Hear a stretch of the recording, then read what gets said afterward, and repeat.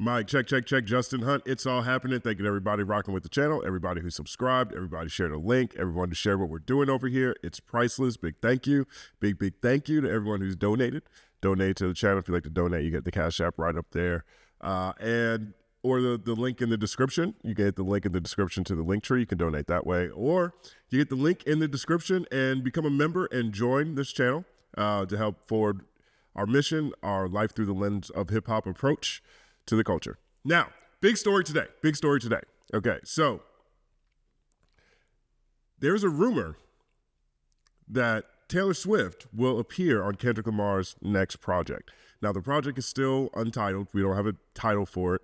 I can confirm he's recording the project. That much I can do. But DJ Snake, he did an interview, and it's in French. I don't speak French. I'm going to play it, so maybe the French speakers in the audience can confirm one way or the other. But he confirmed that Taylor Swift is working with Kendrick Lamar, so let's take a look. L'album de Kendrick, là, il y en a 4 ou 5 de Mustang. Et il y a un feat avec Taylor Swift. World premiere. World premiere. 1 second applause. Ok, bah vas-y. Leak pour leak. Moi, je leak encore autre chose. Ah. J'ai une autre V1. C'est quoi? Bah... Okay, 1 second applause for French. Now you can see on the screen right here, it says DJ Snake, Leak Un featuring Taylor Swift and Kendrick Lamar. Looks like it's cut off. Selena Gomez. Now, I'm not sure if this means that DJ Snake is also on that song or a part of that song, but this is the first headline to confirm a feature on Kendrick Lamar's new project. Now, there's been a lot of people guessing what direction Kendrick might go in for this next album. Kendrick is very conceptual in his approach to putting together full-length projects. You know, Mr. Morale and the Big Steppers famously is a therapy album. Damn, forwards and backwards, you know, looking at life and death in a lot of different ways. To Pimp a Butterfly, Black Righteous Space, Good Kid, Mad City, coming of age, so to speak. A lot of devices in each of those projects, a lot of ways that he thematically sequences and connects these ideas and these songs.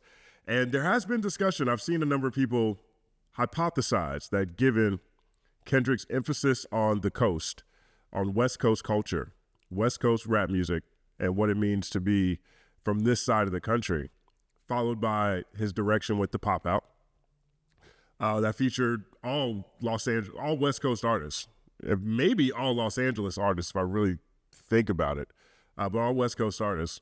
And his approach at this battle with Drake, which was putting a huge distance between himself and Drake when it comes to their connection to the culture. I've seen people look at all the things that are happening right now and hypothesize that this next project will be very LA based, very Los Angeles, West Coast based. Now, Taylor Swift is famously from Tennessee. And so I'm not sure if she fits in with this hypothesis that's, you know, circling online. But one thing that is very interesting is that Kendrick always uses his features very strategically. And sometimes those features can show up as devices within his albums, right? I mean, his mom's not famous, but the voice messages on Good Kid, Mad City was a device that showed up, a reoccurring device. On Damn, you have DJ Kid Capri. DJ Kid Capri, the legendary DJ, is the device. So he shows up throughout the project in different ways. If you look at Mr. Morale and the Big Steppers, Kodak Black is that device. He shows up on that project in a number of different ways. And perhaps, you know, Taylor Swift is a device. Perhaps she's just on a song. Perhaps that this idea that this is going to be a West Coast cultural focused project is way off base in the first place. My point in referencing these things is Kendrick is very strategic in how he places features, right? Now, Taylor Swift and Kendrick have gone back for a long time now. I think he's the first rapper she ever worked with, if I'm not mistaken. He was on the Bad Blood remix, which went #1 in 2015, feels like. Kendrick's first #1, right? And so Kendrick Lamar scores first Hot 100 #1 thanks to Taylor Swift. 2 months after Kendrick Lamar notched his first #1 album on the Billboard 200 with To Pimp a Butterfly. The rapper has landed his first #1 song in the Hot 100 chart, and it's all thanks to Taylor Swift. 1 second applause. So that was a famous track. That's famously his first #1. But Taylor Swift went through a process of re-recording all of her albums so that she could own them in full. So last October, a year ago, essentially, Taylor Swift created a post of Kendrick thanking him for re-recording his verse on Bad Blood because now that she could fully own the rights to her music. All right, and so here's that headline. Taylor Swift thanks Kendrick Lamar for re-recording rap on Bad Blood remix for deluxe 1989 Taylor's version. So much pride and gratitude. I'm going to read some of this article because it is kind of interesting. Taylor Swift has collaborated with plenty of A-list acts over the years, but in a post on Friday, October 27th, the singer said that to her it meant something extra special that Kendrick Lamar hopped back in the booth to re-record his bars from the remix of Swift's 1989 single Bad Blood for the deluxe edition of her latest Taylor's Version series. On the heels of Friday's release of her fourth catalog revamp, 1989 Taylor's Version, Taylor also dropped an extended deluxe edition featuring the refreshed Blood remix. Here's what she said. Watching Kendrick Lamar create and record his verses on the Bad Blood remix was one of the most inspiring experiences of my life. I still look back on this collaboration with so much pride and gratitude for the ways Kendrick elevated the song and the way he treats everyone around him. Every time the crowds on the Eras tour would chant his line, "You forgive, you forget, but you never let it go," I smiled. The reality that Kendrick would go back in and re-record Bad Blood so that I could reclaim and own this work I'm so proud of is surreal and bewildering to me. Right? So they go back. You know, they got a #1 together, Bad Blood remix last year, a year ago today, or a year ago, essentially. Kendrick re-recorded his verse so that she could own the full rights to that song.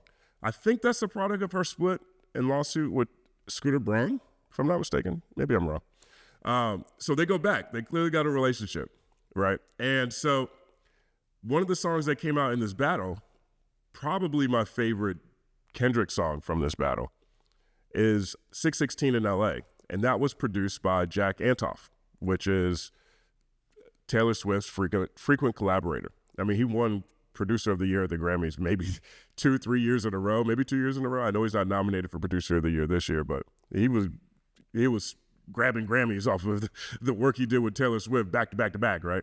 And so Kendrick was on the Jack Antonoff production for 616 in LA. 616 in LA. Now that song released after Euphoria.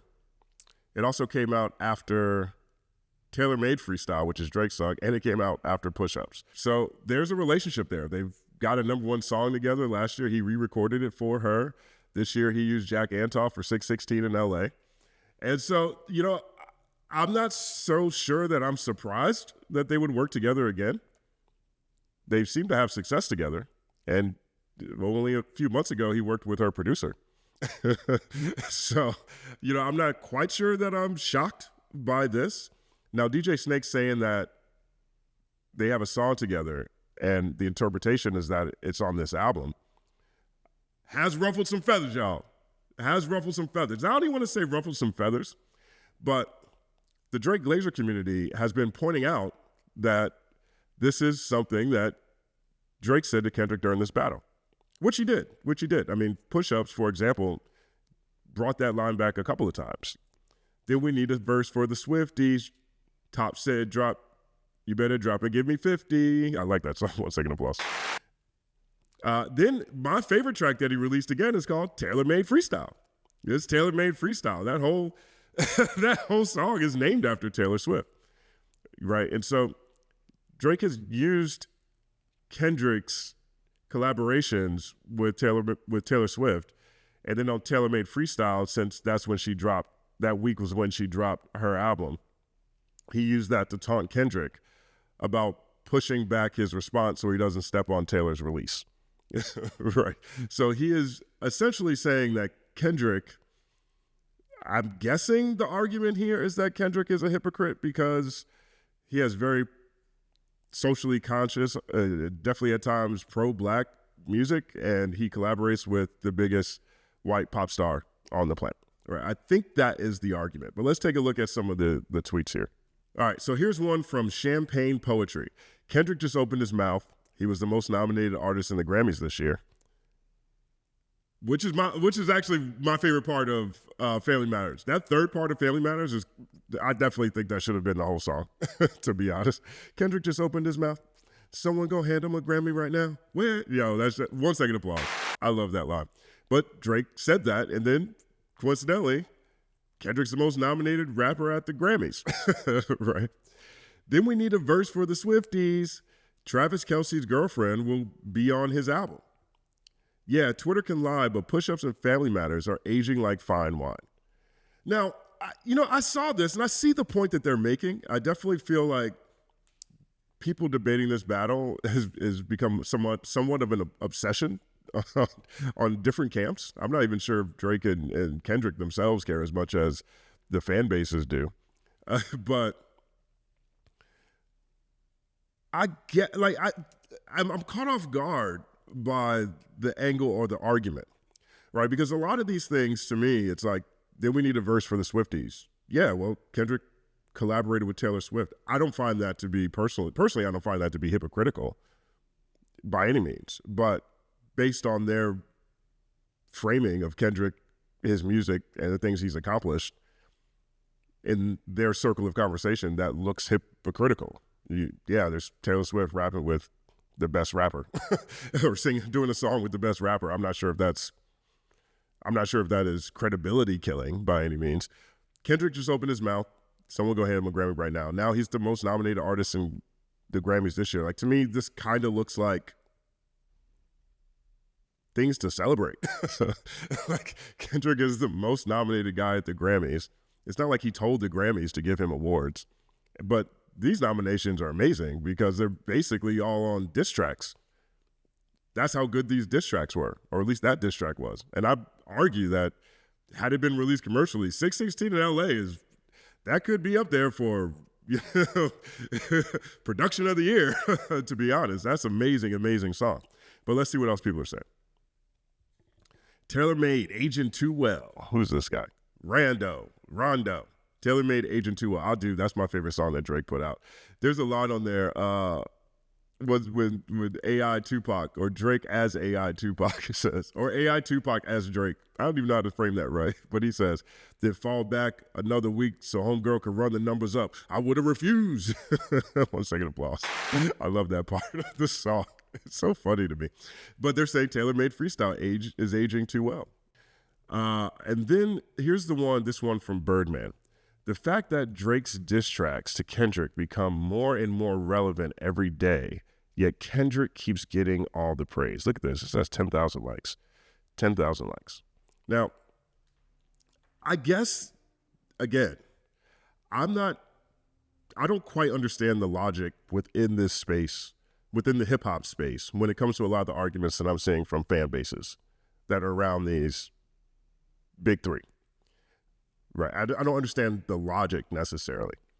Right. I look at this and I think, okay, well, Kendrick's going to collaborate with Taylor, if this is even true, by the way. But Kendrick's going to collaborate with Taylor, which he's done before. Right. So somehow, because he's doing this now, that song becomes more accurate. Well, I don't necessarily, one, look at that as a diss at all. Two, they've worked together before. So I'm not sure how brilliant that is. And three, Kendrick isn't with TDE anymore, right? So the whole framing of that angle that Drake used was that Top Dog was telling him to go do these things. Top said, go make songs with this pop star. Top said, go give a verse to Taylor Swift. Top said all this stuff. He made it seem like he was being run by Top Dog, who's the head of the label, the CEO of the label. Generally speaking, everybody who's on a label is run by the head of the label. I'm not sure where the discomfort comes from. I don't think Kendrick's ever said anything otherwise. But the argument is that Top Dog told him to do these things. Well, he's not with Top Dog, and he's doing it. He's doing it again on his own.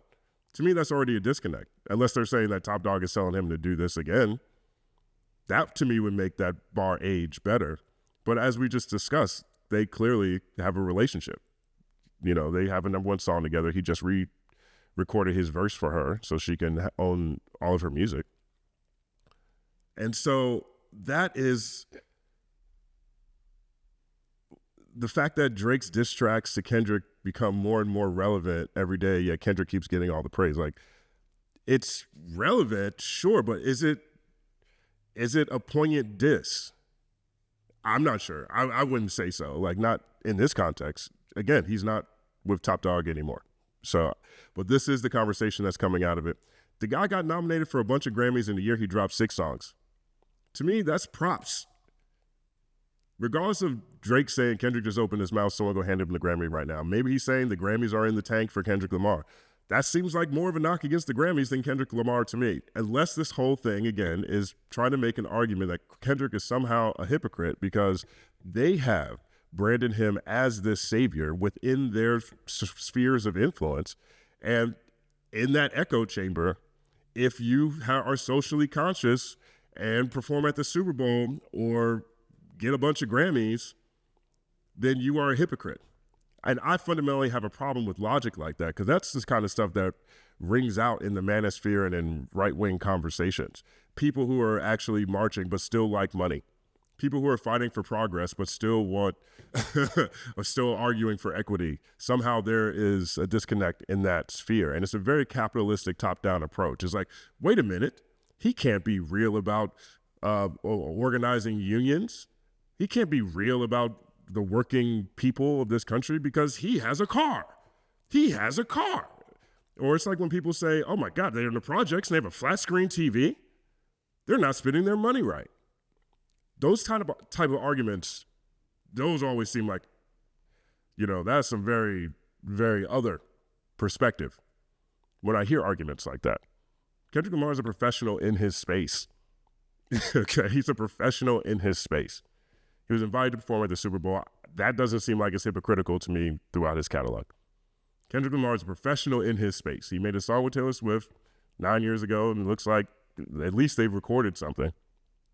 And this year he worked with Taylor Swift's producer on 616 in LA.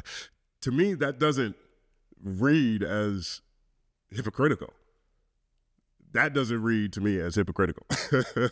It just doesn't, you know? I mean, and then there's the Grammy one. Well, the Grammys gave him the awards. They did that.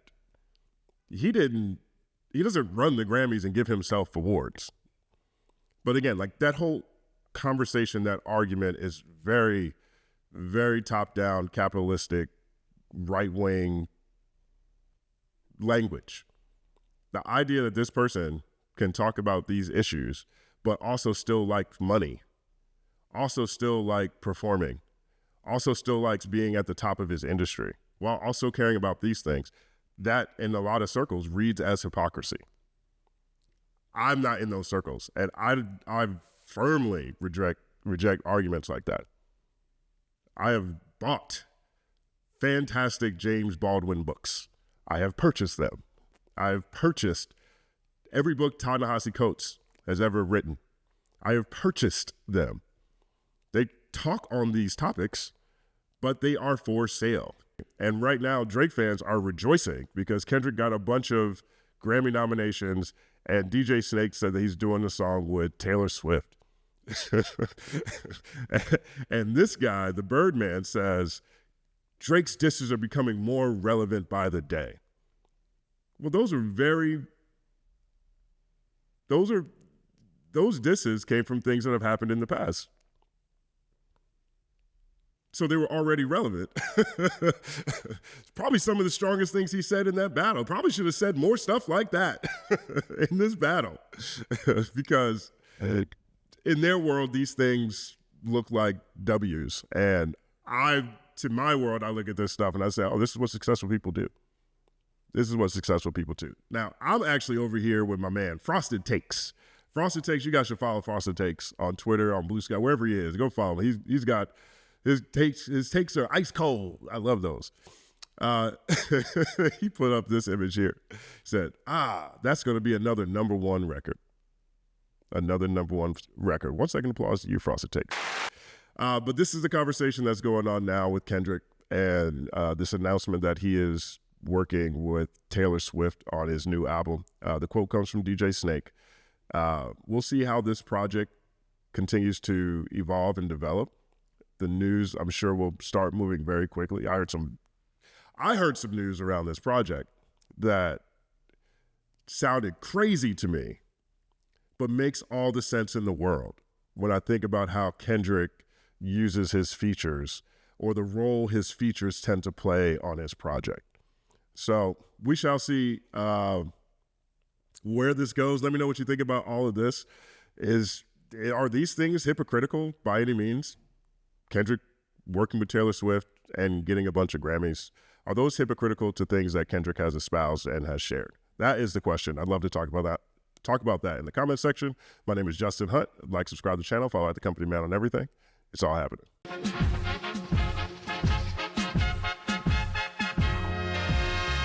Justin Hunt is here, it's all happening. Justin Hunt is here, it's all happening. The mathematical breakdown of this mighty game of rap we in. It's boom bapping. Systematical culture views us radical, it's all happening. Shaking hands and dapping it. Life through the lens of hip hop, from trip hop to yes, y'all, you don't stop, you don't stop. Justin Hunt is here, it's all happening. It's all happening, yes, it's all happening. Justin Hunt is here, it's all happening. It's all happening, yes, it's all happening.